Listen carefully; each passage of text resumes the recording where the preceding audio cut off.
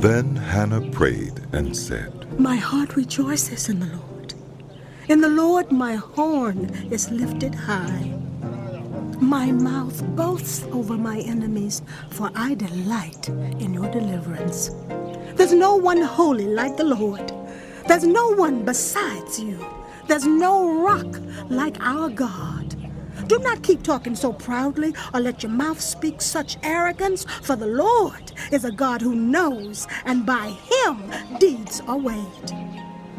The bows of the warriors are broken, but those who stumbled are armed with strength. Those who were full hired themselves out for food, but those who were hungry are hungry no more. She who was barren has borne 7 children, but she who has had many sons pines away. The Lord brings death and makes alive. He brings down to the grave and raises up. The Lord sends poverty and wealth. He humbles and he exalts. He raises the poor from the dust and lifts the needy from the ash heap.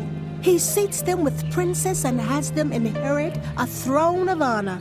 For the foundations of the earth are the Lord's. On them he has set the world. He will guard the feet of his faithful servants, but the wicked will be silenced in the place of darkness. It is not by strength that one prevails. Those who oppose the Lord will be broken. The Most High will thunder from heaven. The Lord will judge the ends of the earth. He will give strength to his king and exalt the horn of his anointed. Then Elkanah went home to Ramah, but the boy ministered before the Lord under Eli the priest. Eli's sons were scoundrels. They had no regard for the Lord. Now it was the practice of the priests that whenever any of the people offered a sacrifice, the priest's servant would come with a 3-pronged fork in his hand while the meat was being boiled, and would plunge the fork into the pan or kettle or cauldron or pot. Whatever the fork brought up, the priest would take for himself. This is how they treated all the Israelites who came to Shiloh. But even before the fat was burned, the priest's servant would come and say to the person who was sacrificing, Give the priest some meat to roast. He won't accept boiled meat from you, but only raw. If the person said to him, Let the fat be burned first, and then take whatever you want, the servant would answer, No, hand it over now. If you don't, I'll take it by force. This sin of the young men was very great in the Lord's sight, for they were treating the Lord's offering with contempt. But Samuel was ministering before the Lord, a boy wearing a linen ephod. Each year his mother made him a little robe and took it to him when she went up with her husband to offer the annual sacrifice. Eli would bless Elkanah and his wife, saying, May the Lord give you children by this woman to take the place of the one she prayed for and gave to the Lord. Then they would go home, and the Lord was gracious to Hannah. She gave birth to 3 sons and 2 daughters.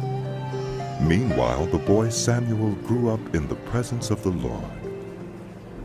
Now Eli, who was very old, heard about everything his sons were doing to all Israel, and how they slept with the women who served at the entrance to the tent of meeting. So he said to them, Why do you do such things?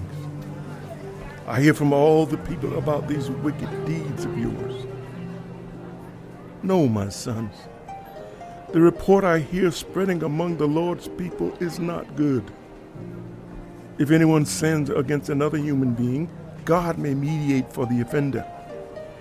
But if anyone sins against the Lord, who will intercede for them? His sons, however, did not listen to their father's rebuke, for it was the Lord's will to put them to death. And the boy Samuel continued to grow in stature and in favor with the Lord and with people. Now a man of God came to Eli and said to him, This is what the Lord says. Did I not clearly reveal myself to the family of your ancestor when they were in Egypt under Pharaoh? I chose your ancestor out of all the tribes of Israel to be my priest, to go up to my altar, to burn incense, and to wear an ephod in my presence. I also gave your ancestors' family all the food offerings presented by the Israelites. Why do you scorn my sacrifice and offering that I prescribed for my dwelling? Why do you honor your sons more than me by fattening yourselves on the choice parts of every offering made by my people Israel? Therefore, the Lord, the God of Israel, declares, I promised that the members of your family would minister before me forever. But now the Lord declares, far be it from me, those who honor me I will honor, but those who despise me will be disdained. The time is coming when I will cut short your strength and the strength of the members of your family, so that no one in it will reach old age, and you will see distress in my dwelling. Although good will be done to Israel, no one in your family line will ever reach old age. Every one of you that I do not cut off from serving at my altar, I will spare only to destroy your sight and sap your strength, and all your descendants will die in the prime of life. And what happens to your two sons, Hophni and Phinehas, will be a sign to you. They will both die on the same day. I will raise up for myself a faithful priest who will do according to what is in my heart and mind. I will firmly establish his family line, and he will minister before my anointed one always. Then everyone left in your family line will come and bow down before him for a piece of silver and a loaf of bread, and plead, appoint me to some priestly office so I can have food to eat.